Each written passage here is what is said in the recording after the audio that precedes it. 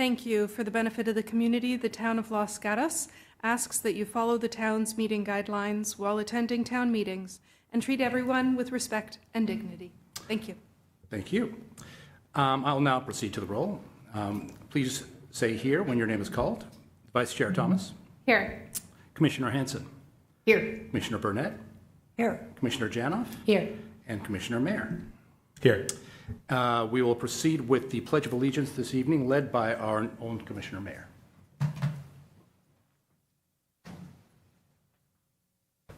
pledge allegiance to the flag of the United States of America and to the republic for which it stands, one nation, under God, indivisible, with liberty and justice for all.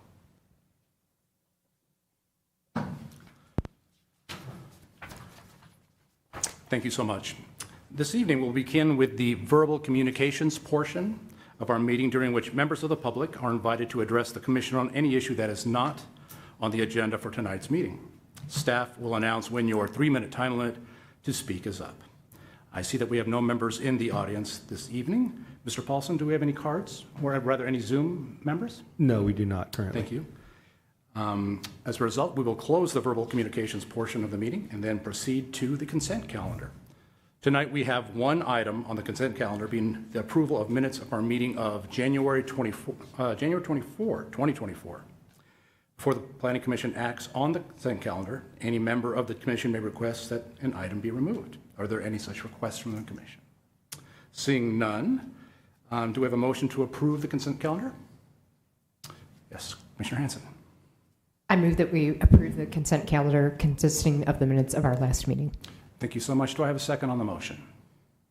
Commissioner Burnett. I second that. Thank you. Let's see. I now call the question, and with a show of hands, can I see all those in favor of the motion before the committee? And the motion passes unanimously. Thank you so much. All right. Let's move now to the public hearing portion of our calendar. We have two items tonight. The first is the consideration and forwarding of a recommendation regarding a zone change from C1, that is neighborhood commercial, to RD, residential duplex, for properties located at 15025, 15026, 15039, 15040, 15053, 15066, 15067, 15080, and 15801 Downing Oak Court, with respective APNs as 52341-024, -033, -025, -032, -026, -031, -030, -027, -029, and -028. Before I ask for a staff report, have commissioners had a chance to visit the site? Can I see by a show of hands? Thank you so much. Are there any disclosures regarding this matter from commissioners? Seeing none. Do we have a report from staff? Mr. Mullen is not present this evening. Yes, unfortunately, Mr. Mullen's not available tonight, but I will give you a brief staff report. Good evening, Chair, Vice Chair, Commissioners. The item in front of you is consideration of a town-initiated rezoning of properties on Downing Oak Court from Commercial Zone C1 to Residential Duplex Zone RD. This zone change resolves an inconsistency with the general plan designation for those properties that resulted from the annexation in 1978. It would result in residential zoning for properties that are already developed with residential uses, would allow for new ADUs on those lots that are not that would not be allowed under the existing commercial zoning. Staff recommends that Planning Commission consider the existing and proposed zoning and forward a recommendation for approval of the zone change to Town Council as laid out in the draft ordinance in Exhibit 2. This concludes staff presentation, but I'd be happy to answer any questions. Thank you so much for that presentation. Commissioners, any questions for staff on this report? Yes, Commissioner Hanson. I just had a conceptual question, which is this is something we talk about when we do the general plan, that we're going to align the zoning with the general plan designations. Is this a systematic aligning of the zoning where there are inconsistencies, or is there some specific reason that this property is in front of us, or properties? Thank you for that question. So this one was actually, the discussion and consideration of it was triggered because one of the property owners was looking to do a renovation of the existing residential structure, which included an accessory dwelling unit. And the current regulations from the state do not allow us to permit an ADU in a commercial zone. And so this was identified, as well as stated in the staff report, there is actually state law or case law that state that we are responsible for making this change once we do identify it. But to follow up on kind of the core of your question, there is a plan once we go through this kind of as a test case to then systematically look to find those inconsistencies through town and bring those through, kind of batch them and bring them through for consideration. Please. Forget it. Right. If it comes to you, let it. Commissioners, any other questions for staff on the report? Seeing none and seeing no members of the public in tonight's audience, Mr. Paulson, are there any members on Zoom who wish to be heard on this matter? Thank you. We do have one hand raised. Thank you. Participant on Zoom, if you could state your name for the record, and you have 3 minutes, please.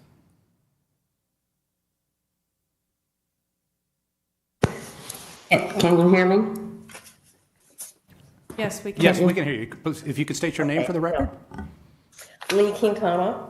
Thank you so much. And I need to say that I'm a past member of the General Plan Committee, a past member of the General Plan Advisory Committee for the 2040 General Plan, and I'm a current member of the Historic Preservation Committee.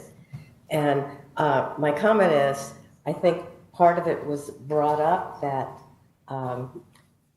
this was a question of inconsistencies between the general plan and the zoning code were brought up during the general plan update process, and only one was recommended to be included, and that was one that was asked for by the owner of the property.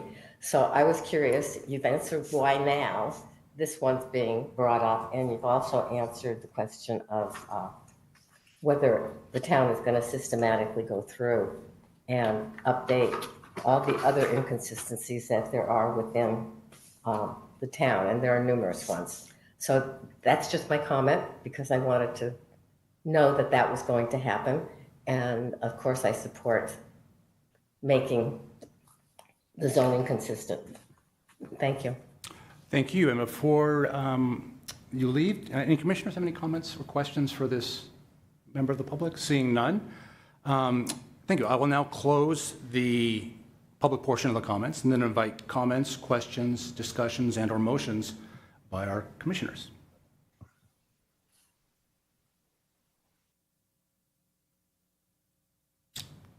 Yeah, it sounds like, Commissioner Mayer. Yeah, I just want to have kind of a discussion about the zoning. On the surface, it looks like we're sort of doing a down zoning. Really not, but that's what it feels like. I know one property owner was asking about adding an ADU, and currently the zoning doesn't allow them to do that. So I understand the intent of what we're trying to do here. But and I do understand that if one of the future non-conforming properties is demolished, it can be rebuilt with the same number of units that are currently exist, but within the same footprint. That, to me, that seems a little bit overkill or a bit heavy-handed. Maybe you can clarify. Thank you for that question. I can clarify. If one of the existing structures was burnt down, was not if they chose to tear it down, but if it did come down, say, in a fire or an earthquake, they would be allowed to rebuild that non-conforming structure. Whereas if someone did choose to come and redevelop one of the sites, the new redevelopment would be required to comply with the current rules, or the rules in place at that time. I guess the follow-up question is, have any of the other property owners, especially the owners of the ones with more units like the fourplexes and the 6-unit properties, did they raise any objections to this? I'm just curious, because it sounds like this issue was brought to light by one of the property owners. I'm just curious how the conversation went with the other property owners.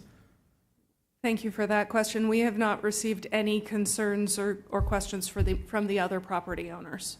And through the chair, the current situation is the same.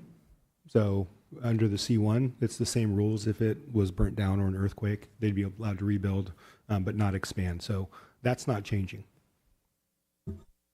Okay, but if someone, one of the owners of the one of the 6-unit properties, for instance, if they wanted to tear down the existing structure, they wouldn't be allowed to build 6 units new. Thank you for that question. No, they would not. In fact, they would not be allowed to do that in the C1 zone either. They would be required to go through a rezoning or general plan amendment, because right now with it inconsistent, we wouldn't be able to approve a redevelopment of the lot because you couldn't say it was consistent with zoning and general plan when they are inconsistent with each other. In addition, under the C1 zone, residential is only allowed as part of a mixed-use development, which at this point, based on the general plan designation and the existing development of those parcels, commercial really isn't appropriate on that cul-de-sac. So, yeah, thank you for that. I understand the inconsistencies, and we're trying to fix that here. I'm just thinking about a scenario where a property owner, maybe of one of the 4-unit buildings, realizes that, oh shoot, if I tear this down, I can only do a duplex. I don't want there to be a situation where property owners are blindsided. I mean, I understand this is a situation where these properties are grandfathered in from an annexed portion of the county, but I understand what the town is trying to do, but I'm a little bit uncomfortable with that personally. if I could, just one follow-up and clarification. The fact that this doesn't fix the non-conforming for all of the parcels, at the same time, it doesn't make them worse. The ones that, all of them are non-conforming now. It now makes it so that 4 of them are conforming, and the others at least are the appropriate use, even if they are a greater density. So. And just by clarification, my understanding is to do more will require a general plan amendment. Is that correct? Correct. That also, yes, that this is the simplest way to improve the situation. There, of course, will be opportunities if the town chooses to change the general plan designation at some point in the future. That could be considered. Thank you. Mr. Mayor, does that answer your questions? To the extent for possible? now, yeah. Thank you. Okay, Vice Chair? Thank you for your comments, Commissioner Mayor. In our prep meeting yesterday with staff, this was also brought up because it seems like we're not in town. We're trying to provide opportunities, at least for replacement of housing. We wouldn't want any of these to be torn down and a single house being built. Excuse me. But Ms. Armour did point out that we would require a general plan amendment, and so this was just the easiest and quickest way to get this conforming, and then in the future, if redevelopment is happening, that's what we will have to do. But I do think that it's something that's important to bring up because we want to make sure that, the density doesn't change. All right, thank you. Commissioner Janoff, I saw your hand earlier. Thank you. My question was answered, Okay. but I did want to clarify that I think I understand what you're getting at, and Commissioner Thomas, I think, clarified further that as planning commissioners, what we want to make sure is that we don't downsize the ability to create higher density parcels. So I think apart from the motion that would provide for the zoning change that is being requested tonight, it would be appropriate for the Planning Commission to also recommend that this particular neighborhood group of parcels be considered for a general plan amendment in order to increase the density or allow for an increased density. I'm not sure whether there's a parking lot or a bucket list or anything along those lines that staff is keeping as we come upon these properties that really, in light of what we're trying to achieve in the housing element, would take us a little bit further if we changed the density. So it would be my suggestion that we recommend that be taken another look at further down the line.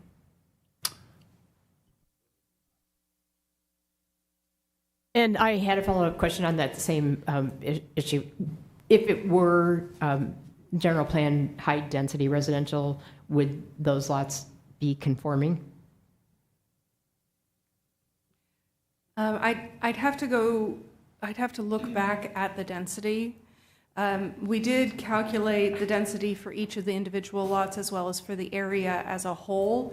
And one of the things that I do want to point out is that right now it is, if you calculated the density based on the original lot size without taking out the cul-de-sac, it actually is consistent with the density for the medium density residential designation. If you're looking at it without including the public street, which is our current policy, then it becomes more dense, and so that would bump it into the high density range, I believe. But that would be enough. It wouldn't be beyond high density residential. I mean, I wouldn't think with that many units, that few units actually, that would be the case. Yeah, if you take a look at the staff report on page 4 of 7, at the bottom there is a chart, and it actually gives the density for each individual site. The paragraph above it gives the overall density calculated with and without the right-of-way included. And so you have a few that are actually over the 20 dwelling units per acre if you look at the sites individually. And so that is above the current 2020 general plan land use high density maximum. So those two would be above. The 4 that have 4 units on them, those would be within the appropriate range. Okay, that does answer my questions. So I would want to comment that I do concur with Commissioner Janos' comments as well as Commissioner Mayer's comments that we should be prepared to take the next step. I think it makes a lot of sense to improve their situation and align it with the current general plan zoning, but we ought to also put in our thoughts for the future that we would act on that so as to prevent any downsizing of the density that's in that current neighborhood, because as was said, we would not want it to become a single family home when we have 6 units. Thank you. Vice Chair.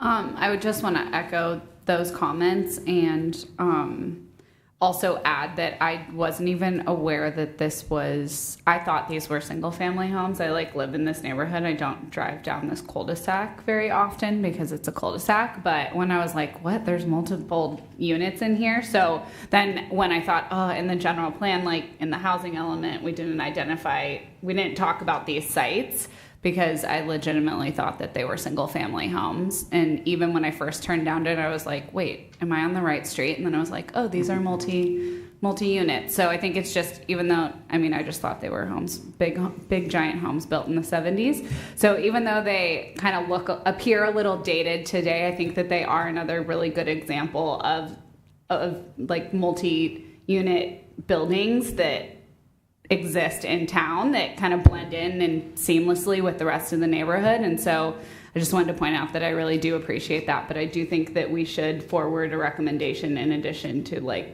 have this move in a direction to eventually amend the general plan land use designation for this area, because I do think that it is an appropriate area to have the current density that is there at minimum. Thank you so much. Commissioner Janoff. Yeah, just wanted to add to that. When we talked about this site during the drafting of the housing element, it did come up because it's in certain terms, it's a dated site and it may be primed for redevelopment, and was brought to our attention quite rightly by Town Council member Rob Moore. Maybe he was not a council member.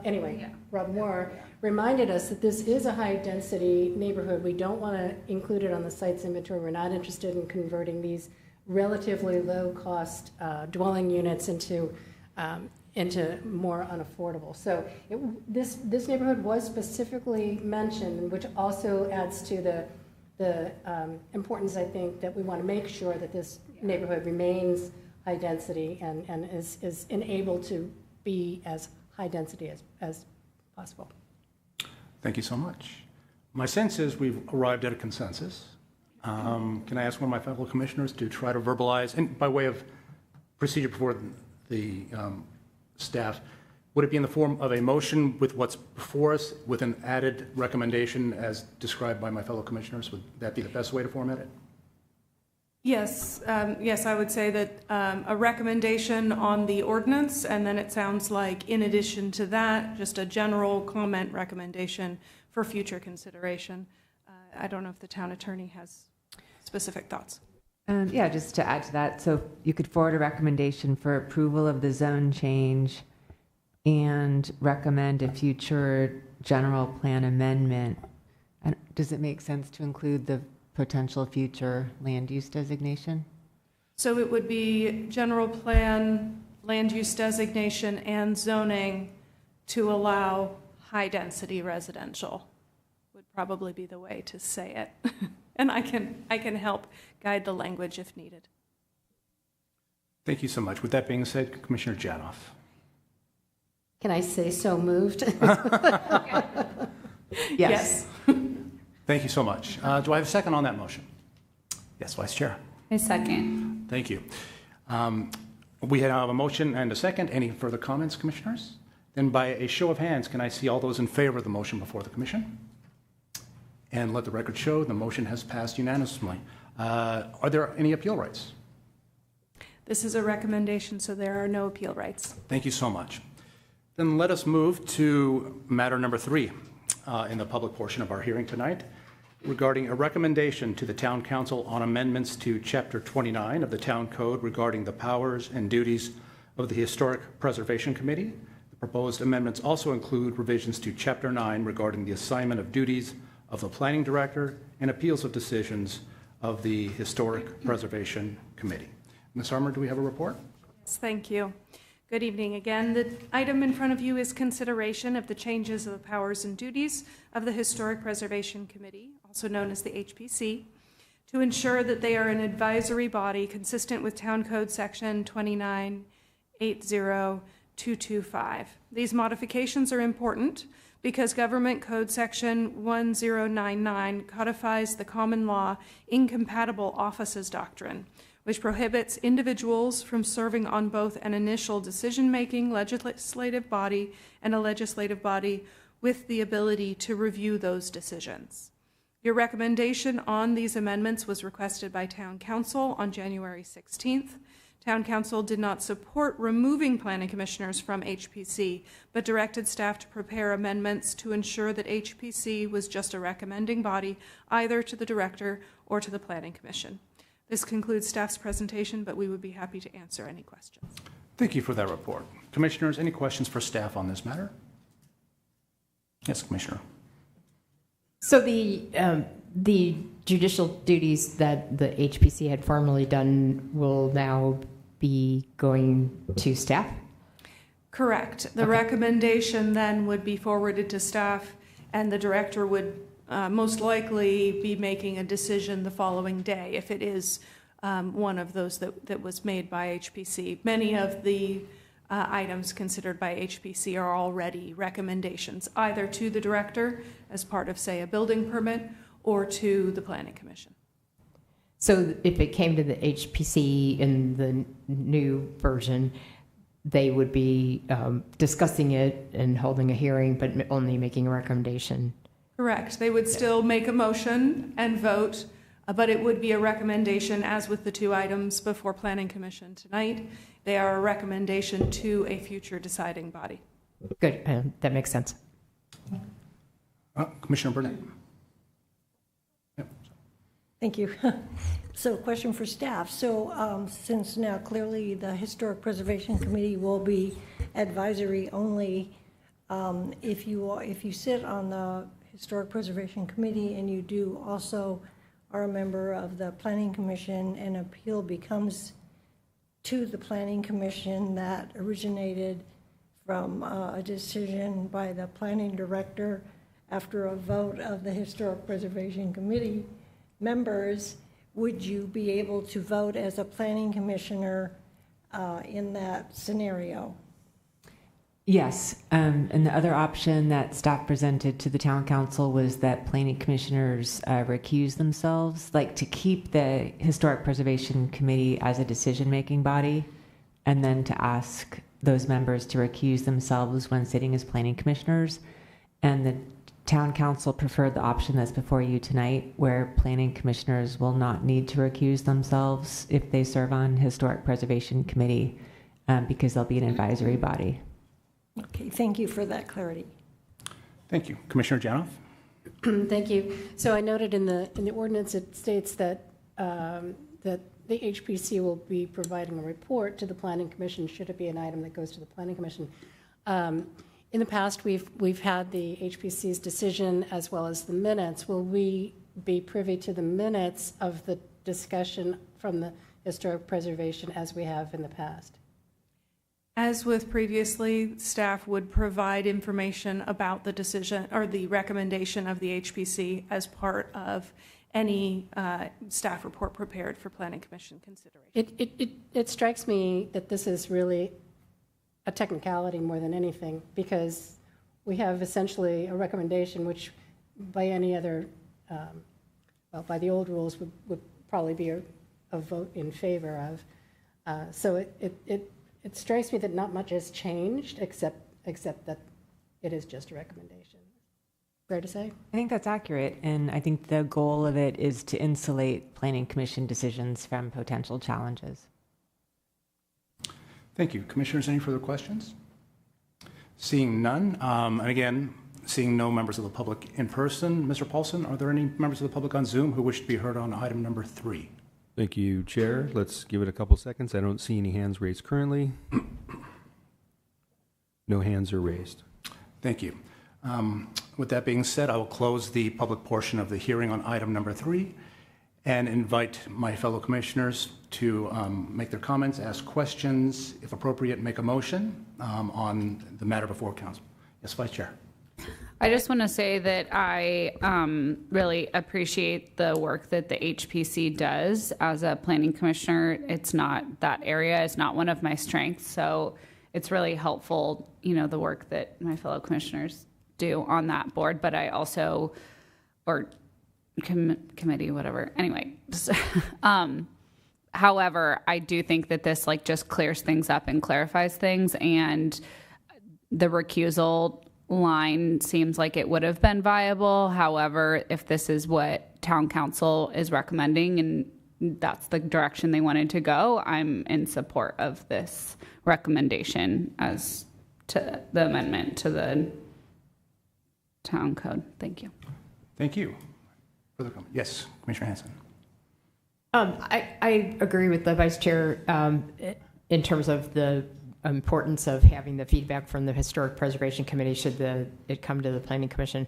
However, I have seen in my time on the Planning Commission where it can get it can appear as a conflict of interest when there's the Planning Commissioner sitting on the HPC voting one way, and then even if they had recused themselves at the Planning Commission, it seems to me like a conflict of interest that should be corrected, and it's a fine line difference. We still get the same information coming out, but at least there isn't that maybe perhaps legal conflict of interest. Thank you so much. Commissioners? I'll just go on record and say I've served on HPC for, I believe, almost 4 years. And as Vice Chair indicated, I think it's a valuable committee for this town. Clearly, the preservation of historic structures is one of the things that makes Los Gatos what it is. And so to the extent that that committee has served as a viable service for that function, I support it. And I also support the inclusion of planning commissioners on the HPC. I think it's nice to be able to serve in both those dual capacities.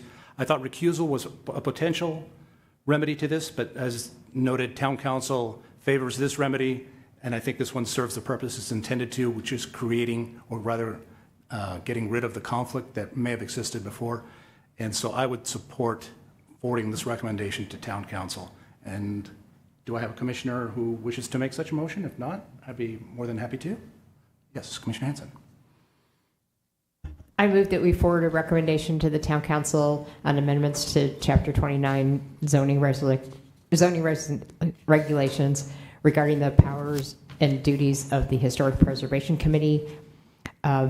This has no impact on CEQA, and its town code amendment. Just my screen went dark. A-24-001. And there's no exhibits or anything, so that's my motion. Actually, there is a draft ordinance. Oh, and there's a draft ordinance, which is attachment. Is there one or two? One and two. Okay. One and two, okay. Including the draft ordinance in exhibits 1 and 2, or attachments 1 and 2. Just for clarification, Exhibit 2 is the draft enabling resolution. Yes, that. Thank you. Do I have a second on that motion? Commissioner Janoff. I'll second the motion. Thank you. I have a motion and a second. Do I have any questions or comments from my commissioners? Seeing none, I'll put it to a vote by show of hands. All those in favor of the motion before the commission? And the motion carries unanimously. Ms. Harmer, I believe since it's a recommendation, there are no appeal rights, correct? Correct. Thank you so much. All right, that closes the public portion of our calendar for tonight. Do we have any reports from the Community Development Department? Yes, just a quick report out on town council activity since your last meeting. On the 6th of February, they discussed the housing element and provided direction. Last night, on February 13th, the town council had a special meeting to set strategic priorities. And then one additional matter, we are now doing a mid-year recruitment for vacant positions on commissions and committees in town, and applications for that are due at 4 p.m. on Monday, March 4th. Interviews are tentatively scheduled for March 19th. Thank you. Thank you so much. Let's now turn to the subcommittee reports. In addition to their service on the Planning Commission, each commissioner also serves on a subcommittee. Those include the CDAC, the HPC, and the General Plan. Before I turn to those committee reports, now that we have the enabling resolution forwarded to Town Council, when can we expect HPC to resume their deliberations, if you know? Thank you for that question. We do actually expect to go back to regular meetings with the HPC immediately. We have their next meeting scheduled for the 28th of February. In addition, because we had to cancel the January meeting, we are currently considering a special meeting to take care of some of those extra items. Thank you so much for answering that question. With that information, we know that the HPC has not yet met, nor has the CDAC. Are there any other subcommittees who have met and wish to report? Seeing none. It appears that we will revisit subcommittees at our next meeting. With that being said, we are closing tonight's meeting. Again, wish to thank staff for their service tonight on Valentine's Day night. Thank you for your putting town above all else. And again, same to my fellow commissioners. So with that being said, I look forward to seeing everyone in 2 weeks. This meeting is adjourned.